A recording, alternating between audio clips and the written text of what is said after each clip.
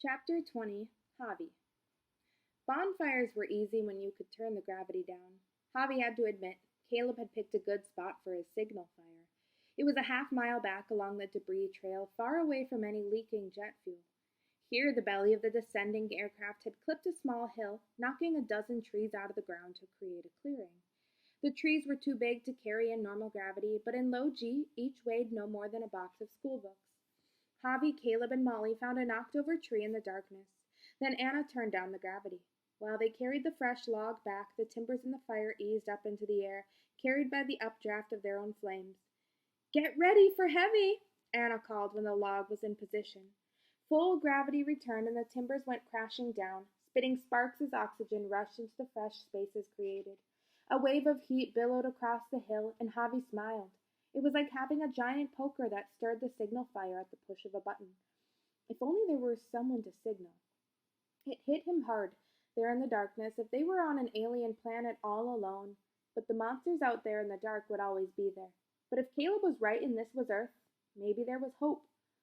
Javi looked up at the sky. No rescue planes rumbled above the roar of the fire and the buzz of insects. He sighed and bent down to pick up the water bottle full of glowflies.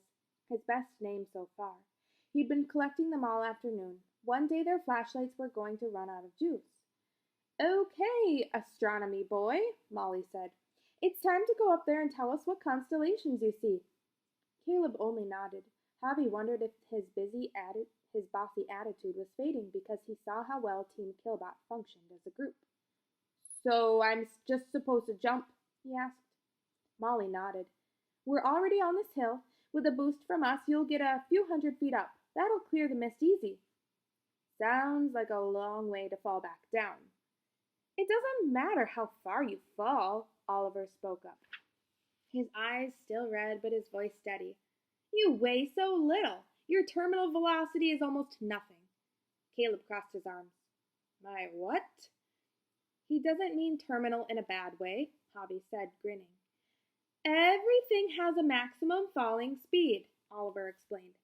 He picked up a feather left behind from the bird roasting and let it spiral to the ground.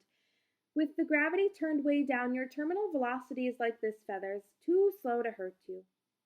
"But you can't drop the device," Anna held it up. "And don't touch any of these buttons, unless you want normal gravity coming back when you're 300 feet up." "I'm not stupid," Caleb said. He looked ready to go, confident. Too confident, Javi thought. "And if you hear a sort of growling," Javi said, "those are shredder birds. That's bad." Caleb stared like he thought Javi was kidding. Molly handed him a flare. "If you get into any trouble, light this." Javi, Yoshi, Anna, and Molly did the honors, gathered around Caleb and interlocking their palms. He was finally looking the right amount of scared, Javi thought, for someone about to be launched hundreds of feet into the air for the first time. "Get ready for weightless," Anna said. She switched on the device and handed it to Caleb, and the wafty feeling of low G filled Javi's body. Kira and Akiko took each other's hands. 3, 2, 1, launch! Molly cried, and with a grunt they sent Caleb skyward. As he and the device disappeared into the dark mists above, normal gravity settled over them all again. "I wonder if that thing's battery will ever run out," Javi said, picking up his jar of glowflies. "I mean, does it even have a battery?" "I'm more worried about him landing in the bonfire," Oliver said. "Or would the rising hot air push him back up?" Molly stared at them. "Did you guys worry about this stuff when it was me going up?" "We trust you to improvise," Javi looked up. "Caleb, not so much." "We should build some kind of portable engine," Anna said. We could us those little fans on the—" "Wait," Molly whispered. "Listen." A sound was building around them, an ominous rushing sound that made the small hairs on Javi's arms tingle. It seemed to come from the sky, the trees everywhere. "Is it getting colder?" Anna asked. Javi nodded. A chill had wrapped itself around him and the trees began to stir. "This is one thing we didn't think about," he said. "A storm!"